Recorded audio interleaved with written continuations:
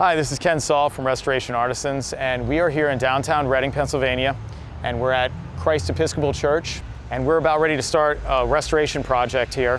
So feel free to stop in at our YouTube page and check out some of the progress videos. We're going to be making small videos along the way to show what we're doing here and how we preserve this historic church.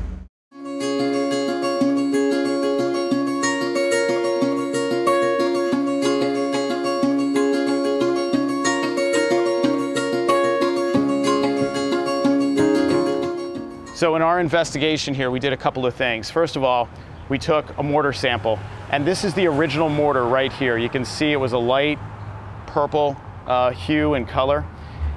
And that mortar itself, we took it out, we had it analyzed by a lab, they broke it down, they digested the mortar and told us what the original color was like, but also what the composition of the mortar was like, how soft it was, what the compressive strength was. And then they made up a sample that would emulate that original mortar design. So if we take a look here at the mortar, it also has a very specific profile. When they built this, they were so concerned about every single detail of the masonry itself. And so this mortar profile had a purpose, and the profile was called an overhung ridge joint. Now that joint was slanted on one side, and then it was beveled on another side, and it was done with very fine tooling.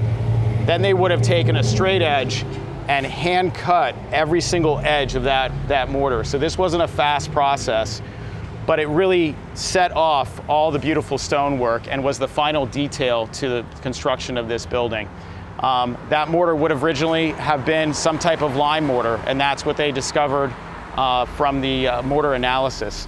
Now what we're going to be doing is we're going to be removing the old hard mortar as gently as we can, and then replacing it with a lime-based mortar with the same mortar color and consistency.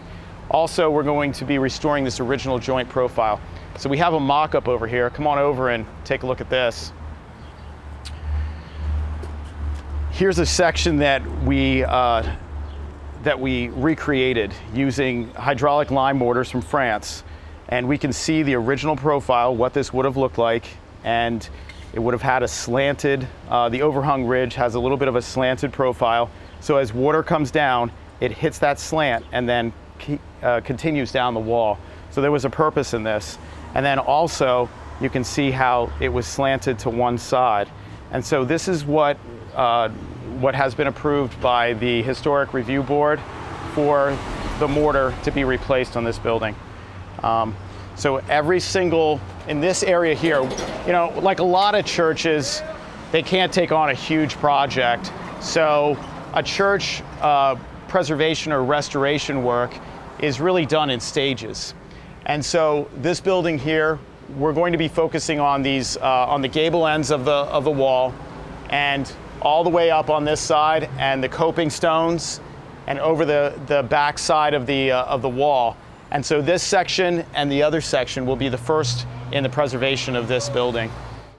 Hey, this is Ken. Thanks a lot for watching today. Make sure to subscribe and like our channel, and stay tuned for future episodes on the Restoration Artisans YouTube channel.